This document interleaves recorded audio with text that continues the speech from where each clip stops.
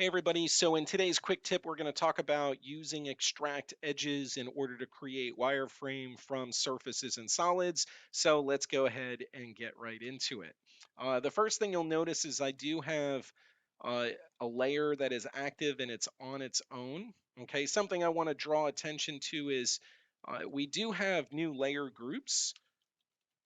This is a really cool concept. It allows you to create a folder of layers so that way you can compact them and organize your geometry more efficiently. Okay, so I'm going to go to this first layer. It's active. I'm going to go to Create 2D, which is where we'll find Extract Edges. I'm going to choose Extract Edge Single. And what this is going to allow me to do is to create wireframe for different faces of the model where we've selected it. I actually do not want it to project to Z right now. And what we can do is turn off these other layers, and you can see how wherever that surface was located, we're able to generate the wireframe.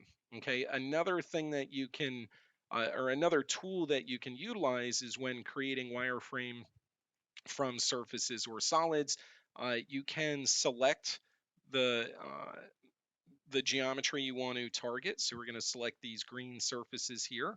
And then instead of extracting it where it's located in Z, we're going to choose project to Z plane, which will flatten this. And we'll notice how from this layer, you can see all the wireframe was selected or generated at different Z levels, wherever the surface edges were located. And then in this example, we were able to flatten them on a Z plane. And one of the reasons why we do that is to make the geometry easier to edit. Okay, so two topics here so far: extract edges. So that's create 2D, extract edges. You can pick individual surfaces or solids, and you can use the project to Z plane in order to flatten it. The second topic has to do with layer groups. It's a new way to organize your geometry. Again, to eliminate a lot of scroll, you can use different folders in order to separate out different components. Now, the last thing I wanted to talk about has to do with selection modes. And by default, BobCAD is in an add remove mode. So if we go to select and we select something one time, if we select it again, okay, it will deselect. So add at the beginning, and then if you select it again, remove. Now you can change these modes if you go to home. Okay, over here you'll see the mode that you're in. So add remove is the default. If we want to add to the selection, you can choose add, and as you continue to select, it will add to that selection. Or if you want to be in a remove mode, you can say remove, and as you continue to select, it will remove geometry from your selection.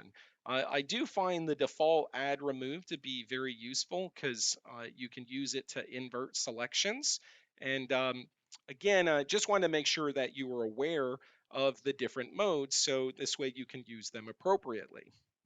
Now, if you find these CAD features demonstrated today useful, comment below.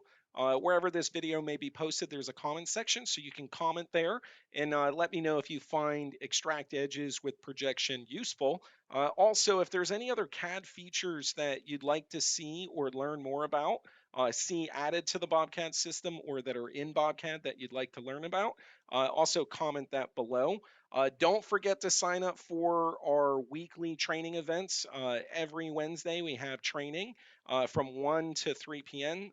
So just jump over to bobcatsupport.com. You'll see the virtual training event schedule. Other than that, I look forward to seeing you guys in the next one. Thank you so much.